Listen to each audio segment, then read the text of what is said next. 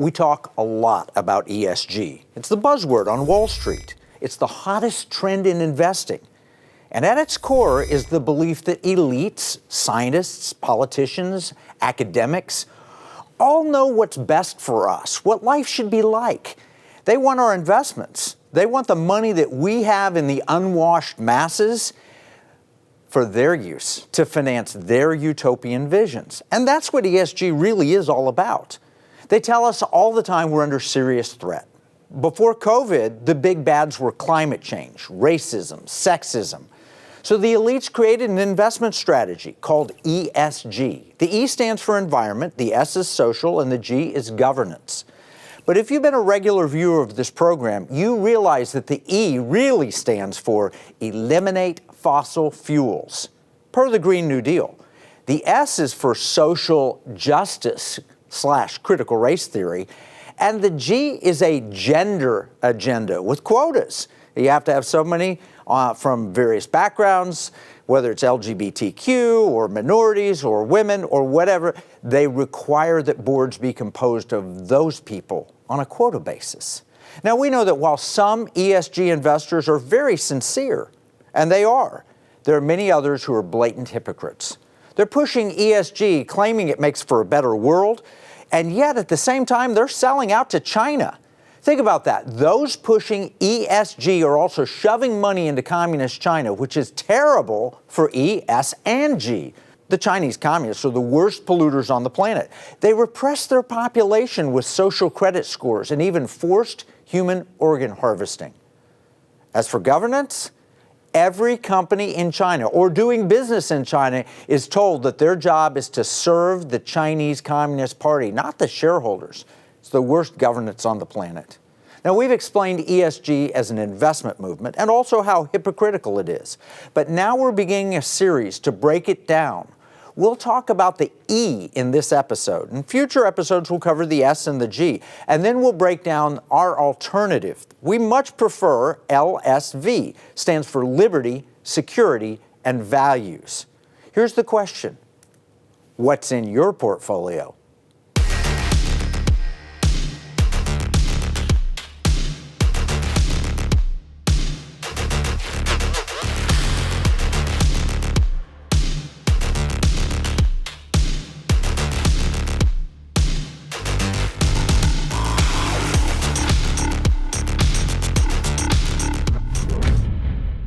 We hear a lot about climate change.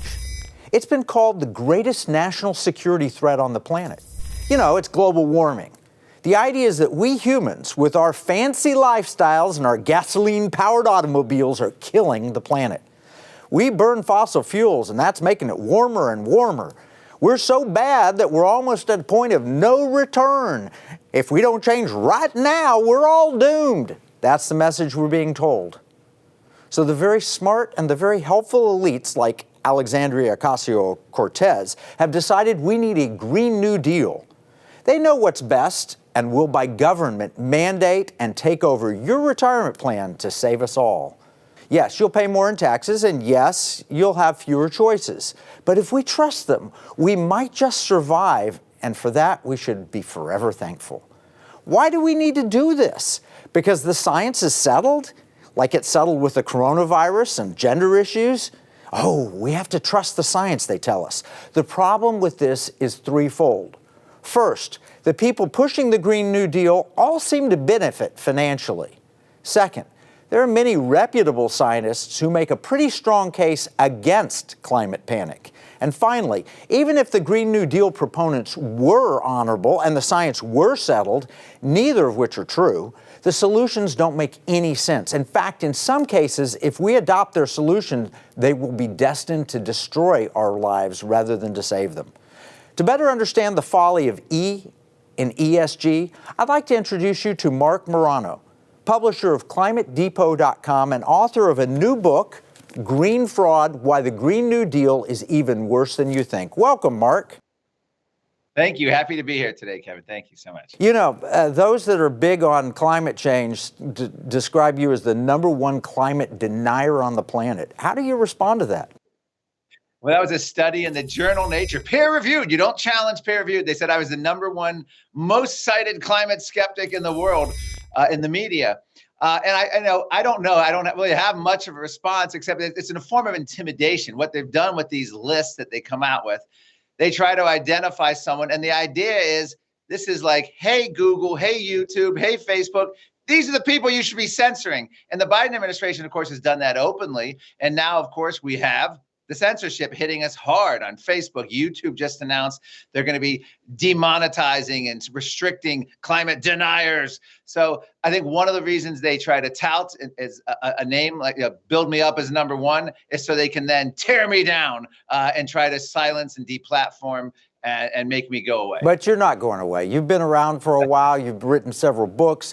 You've worked at the right committees in Congress. You're doing the right stuff. And that's why we're turning to you. I mean, they tell us we have to follow the science on COVID. Everybody's got to follow. Tell us, what happens if we follow the science? What do we learn from science about climate change? Well, it's great. I always say, don't follow. You can follow the science, just not the scientific institutions, because what's happened is NASA's now lead scientists from NASA. First of all, the global warming scientists got arrested half a dozen times. 2 lead scientists have come out and said white supremacy is causing climate change. So these have all been corrupted. All these organizations, the funding, the intimidation, the bullying. At the EPA right now, Kevin, this is an amazing story. 50 scientists, nearly 50, were just purged because they don't agree with Joe Biden's climate Green New Deal agenda. So guess what? Next year or 6 months from now, we're going to hear about all the scientists at the EPA. It's 100% consensus. When you purge people who don't agree, then you have 100% consensus. And that's what they're doing. So in essence, you should trust the science, but I would not trust the organs that are telling you. Don't trust the media, the United Nations, World Health Organization, which has declared climate the #1 public health threat. You need to trust the data, and you need to trust the Earth's geologic history, and you need to trust your own eyes. And here's what I mean by that. If you look at all the data, even in United Nations reports, the underlying data is shocking. They go through and they tell you there's low confidence, no increase in floods, hurricane storms, tornadoes, wildfires. They admit all this in the fine print. So the idea that man-made climate change is causing extreme weather is not supported in the underlying UN report. The summary for policymakers is they come up with all these scary statements, predictions. They have each line is agreed to. But if you look at the Earth's history, we're in the coldest 10% geologically speaking. We probably have cooled since the Roman warming period about 0 AD. We've cooled or about the same as the medieval warming period from about 1000 AD. And yes, we have warmed since the end of the Little Ice Age in 1850. And yes, we have warmed since the 1970s when they were worried about the global cooling. But in the 1970s, I spent a whole chapter in my book detailing, Kevin, that the solutions to man-made global cooling at the time were the same today. Treaties, sovereignty limiting, going after capitalism, regulations, and they said it was a national security threat if we got colder. They said bad weather was caused by cold. No doubt. Just the same old. No doubt. Well, Mark, we have to take a break. It's too much to cover in a single episode. But when we come back, I'd like to drill down on one specific where following climate change mandates would end society as we know it. So let's take a break and we'll be back with Mark. The biggest American money manager. Where are they investing your money? China, pouring in billions, propping up Chinese communist leaders, putting money into surveillance companies used by the Chinese military. Even left-wing billionaire George Soros knows Blackrock is harming U.S. national security. CEO Larry Fink loves to tell Americans how to live, but he negotiated against America, sucking up to China. Blackrock, taking your money, betting on China.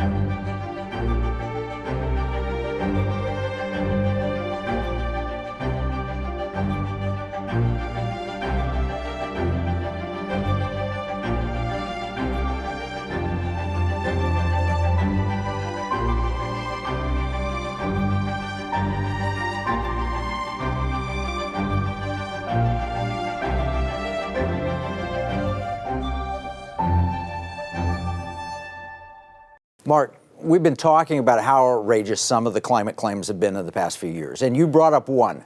I remember very clearly when I was in high school, there was a genuine fear of global cooling. I mean, I was panicked, actually. You know, the planet was going to have too much population, and the cooling was going to keep us from getting food and all the other. Tell us in the big picture why the climate alarmists are wrong. They're wrong because it's not carbon dioxide that is the control knob of the climate. Even the World Meteorological Society, all of these groups in the 1970s, 80s admitted this, but it wasn't until 1988 that the United Nations Climate Panel was formed. It became a self-interested lobbying organization. In other words, if it failed to find a catastrophe, it failed to have a reason to exist. So essentially, it's not one factor like CO2. It's hundreds of factors that interplay. Even climate activists, part of the UN, admitted this 15 years ago. You could find this. Climate temperature is an emergent of hundreds of factors: tilt of the Earth's axis, water vapor, methane, the sun, clouds, ocean cycles. It's not one factor. So when you look at that and you look at the geologic history of the Earth, know that we've had ice ages with many times higher CO2. And we know that there's nothing in today's weather or current temperature or climate related that you can look at CO2 and say, well, if CO2 is causing a warming of the climate, you can't distinguish it from natural variability. And that's where I came in. When I worked at the U.S. Senate Environment and Public Works, I'm not a scientist, but I worked with scientists. I was the voice of the scientists as the communication director. I ended up with over 1,000 scientists dissenting, including many with the United Nations, who said, this is nonsense. I can no longer go along with it. And many of them openly said, you could have a doubling or tripling of the level of CO2 we have today, and the temperature of the Earth wouldn't notice it. So this is a scare going back to the 1960s. They've had overpopulation, resource scarcity, deforestation, climate change. No matter what it is, they're all the same solution: bigger government, more regulations, a socialist type of utopian vision. And all climate is the latest environmental scare. What's changed was COVID, of course. March 2020, everything changed. Climate activists were openly jealous when COVID came along, because all the solutions for COVID is what the climate activists wanted for decades. The Chinese style, economic repression and social credit system, the lockdowns, lower economic growth. I mean, this was an incredible thing. So that's where we are. And that's why if you look at the actual climate data, hurricanes, floods, tornadoes, none of those are increasing on timescales. Our temperature hottest year claims are a fraud. They're within hundredths or tenths of a degree, which you could actually, which is the margin of error of the temperature record. So when they claim this, they're just making stuff up. And we actually, in my book, I have them admitting this kind of stuff. They admit that these are meaningless stats, but they say it because the media likes it and the activists like it. The hottest year on record. It's nonsense, and they admit it. Yeah, well, it's not just nonsense. It is intended political speech with the intention of creating a certain push towards, best way to say it, Marxism, socialism. Yeah, it's scientific lobbying, changing science to get your goal. That's all they're doing. They're using science to lobby for Marxism. Okay, and one of those goals, and sometimes it's Marxism and sometimes it's personal profit, one of those goals is this push for electric cars, because we've got to eliminate the emissions. And I love electric, don't get me wrong. I mean, I ride in Teslas and think this is a really fun car to drive. It's a fun car to ride in. It's got great technology. All of that's true. But California and New York are having mandates. You will no longer be allowed to buy a gasoline-powered engine starting in 2035. And Minnesota's followed suit, and other states are coming along. Car makers understand this, and they're going to be pushing to all-electric vehicles because that's where they see the profits coming. But what I'm seeing is the light bulb thing, where all of a sudden you couldn't buy a traditional light bulb, you had to buy a fluorescent bulb. And eventually you get to LED bulbs and all that. But I think this is all locked in. And I hope with improving technologies, things get better. But I think electric cars are here to stay, and I think that they're going to be mandated. What do you think? I think absolutely. And that's what they're doing. They're trying, but here's the insidious thing. They're not just trying to stop the internal combustion engine vehicle and go to electric. There are proposals from international energy agencies, UK-funded reports, United States climate activists, all to eliminate private car ownership and give the public a roving fleet of electric rental cars. So it just goes beyond that. Just remember, that's their stated policy goal by these states. But you look a little deeper at some of the reports, what's happening in academia, it's truly scary stuff of where they want to go with cars. The problem with electric cars is what you've said. First of all, it's just a mandate. Yes, people can love an electric car. The torque of them alone is amazing in the technology. I've sat in a Tesla, I haven't driven one. I, of course, will probably never buy I don't want to buy an electric car because I drive a stick shift until they can figure out a way to put a stick shift in an electric car, maybe a fake stick shift to make you think you have it. But I personally don't think I would want one. But here's the gist. They're doing this under the auspices of a climate emergency. And all they're going to end up doing is turning our grid to have recharging all these cars. We already have, and this year, Kevin, California telling people not to recharge their electric cars all at once because it's going to shut down the grid. We have reports coming out of Australia of the same thing, that it's already causing grid failures from the mandates and the increased use of these electric cars. But the real problem with electric cars is how you make them. And all we are doing, we are trading we're United States world's largest oil and gas producer as of 2019 pre-pandemic. And we are the world's largest, we had more energy production than consumption. And we had more energy exports than imports. First time since Harry Truman was president. That's what you do when you have a full energy policy. But what we're doing with electric car mandates is we're trading all of that in for reliance on Chinese rare earth mining, which supplies 90% of the rare earth mining, using Uyghur slaves in China, they get cobalt in Africa. They're buying up the continent, allegations of child labor. We are turning our energy independence, which we achieved for the first time since Harry Truman was president, into now dependence on China, because the Biden administration isn't allowing U.S. to mine. I went to a lanthanide mine, which is used, rare earth mining metal, used in catalytic converters. And I saw an American mine shut down. 27 federal agencies shut it down over endangered species concern. We then interviewed the Chinese company doing the rare earth mining in China. Their spokesman laughed and said, we don't have the same kind of environmental restrictions there. That's the problem with electric cars. We're giving up American sovereignty, and we're going to be relying on hostile regimes, to put it politely, about China. Yeah, well, there's no doubt about that. And you make the point on the grid. Right now, the grid, which is coal-powered and nuclear-powered and so forth, can't handle this.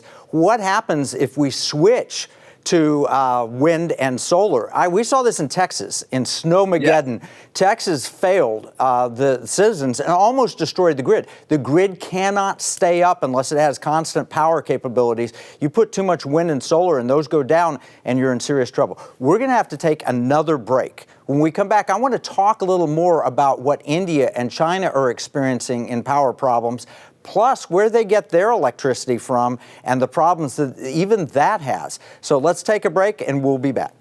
The biggest American money manager. Where are they investing your money? China, pouring in billions, propping up Chinese communist leaders, putting money into surveillance companies used by the Chinese military. Even left-wing billionaire George Soros knows Blackrock is harming U.S. national security. CEO Larry Fink loves to tell Americans how to live, but he negotiated against America, sucking up to China. Blackrock, taking your money, betting on China.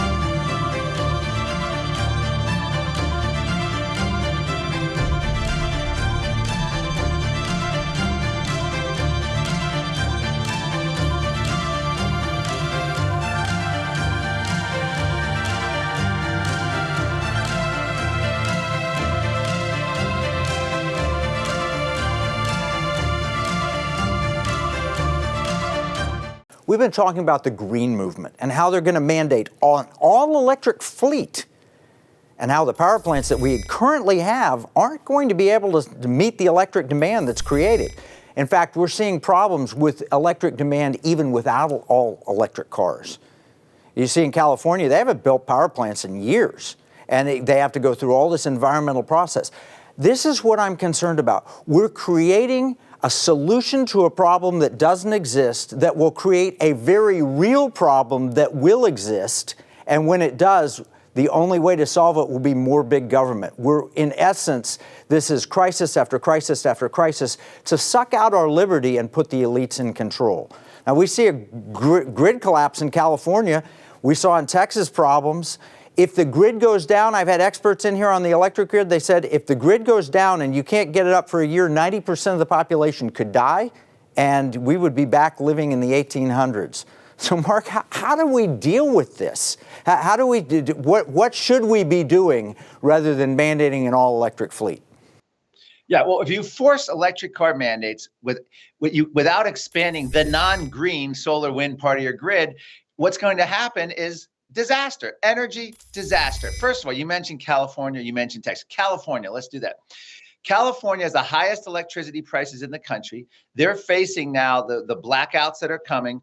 They have literally shut down all of their, literally in the process of shutting down all their fossil fuels. They're doing all the virtue signaling on all the renewable energies, so-called, or unreliable energies, solar and wind.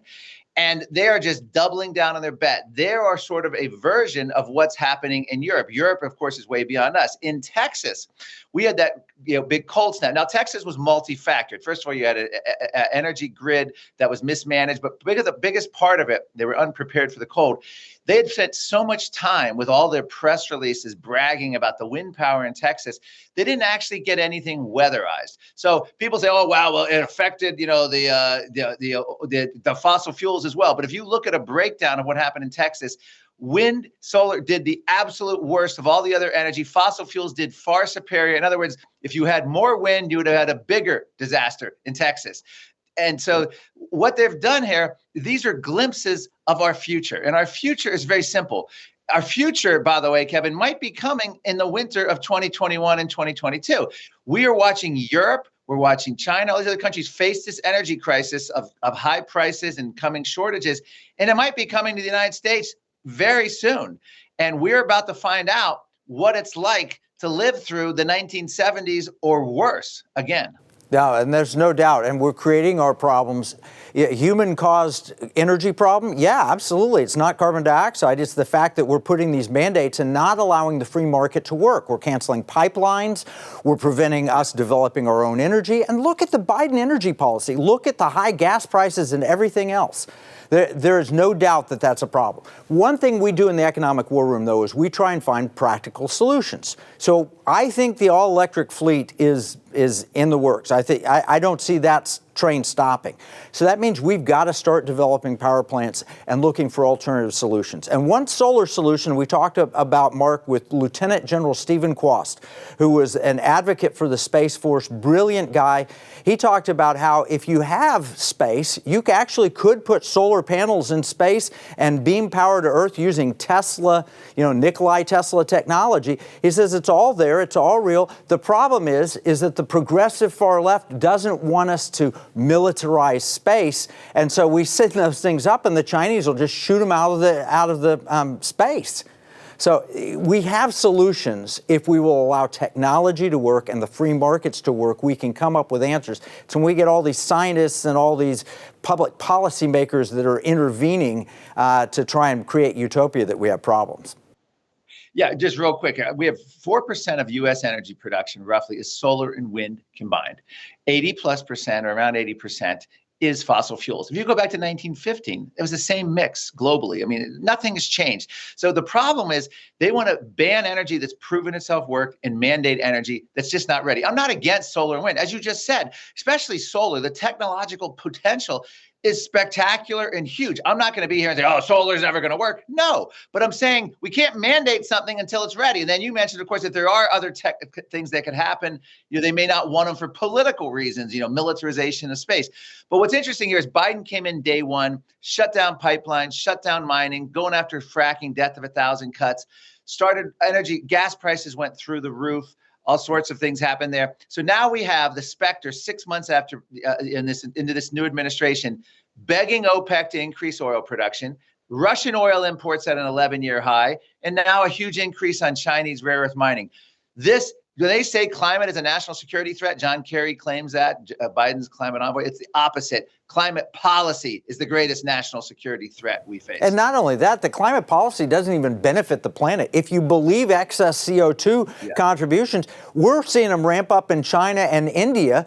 And instead of getting good, clean fossil fuels here in the United States, we're getting dirty fuels from around the world. So it really is, it's hypocritical, and it really is self-serving. Yeah, I don't even know, it's evil. I don't know a better word for it.